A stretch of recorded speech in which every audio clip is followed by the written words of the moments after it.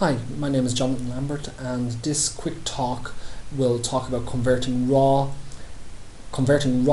discrete quantitative data into a frequency distribution. So what we'll discuss today is converting raw discrete quantitative data into a frequency distribution. Okay, so let's say we perform an experiment, and let's say we ask 20 people how many brothers and sisters they had. And let's say the responses are 0. The first person said they didn't have any brothers or sisters. Let's say the next response is 0. The next is 5 brothers and sisters. 4, 3. Let's say the next response was 5. Let's say the next person said 1 brother. Let's say the next person said 2, 1, 5. Let's say 4 responses. 2, 2, 5, 2. Let's say the next person said 4 brothers and sisters. Let's say the next person said 4 brothers and sisters. Let's say the next person said they had 5 brothers and sisters. And let's say the next person said they had no brothers and sisters.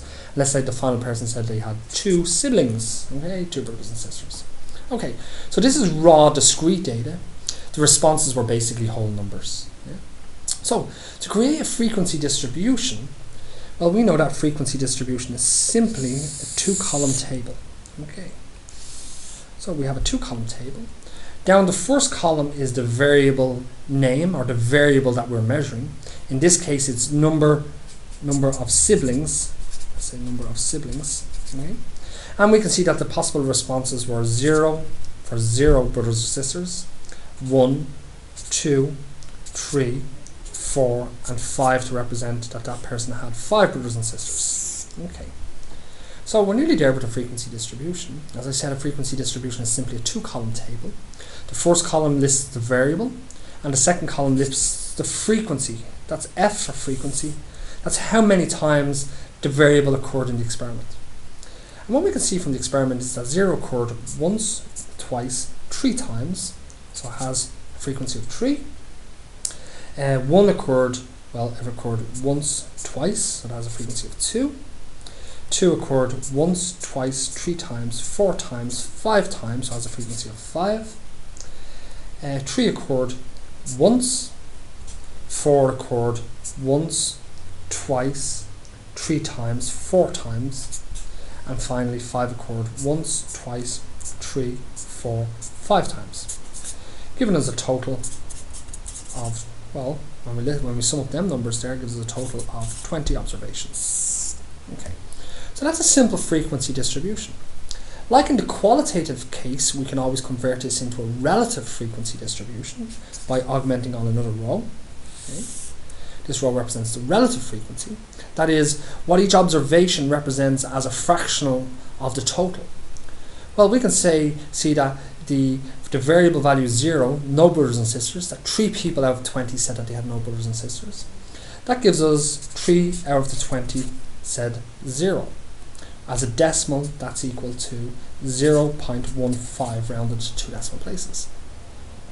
The observation 1, they had only 1 sibling. Yeah.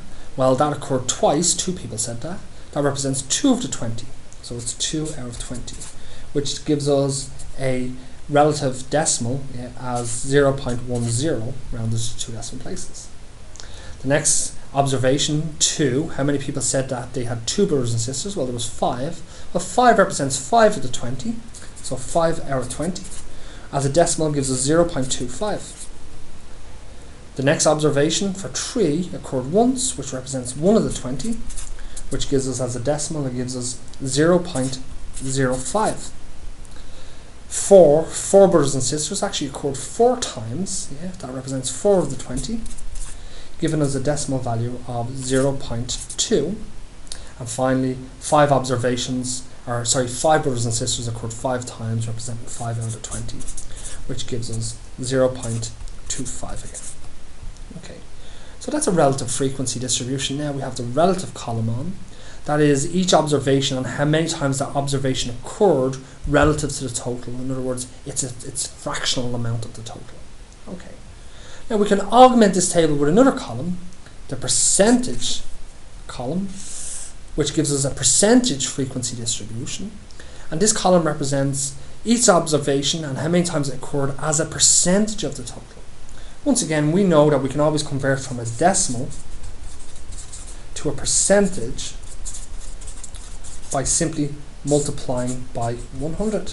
Or we can convert from a percentage to a decimal simply by dividing by 100.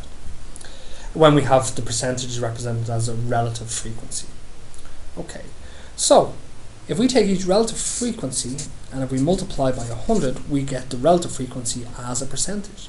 So we have 0.15 multiplied by 100 gives us 15, which means that 3 people who said that they had no brothers and sisters represents 15% of the total number of observations.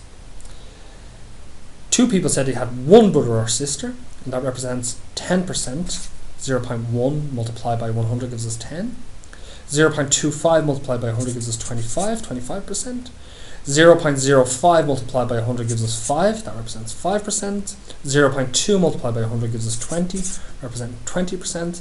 And 0.25 multiplied by 100 gives us 25, representing 25%. Giving us a grand total of, well, that gives us a grand total of 100. That's 100% of the observations. So, this talk covered converting raw, discrete, quantitative data into a frequency distribution. The frequency distribution is the first 2 columns.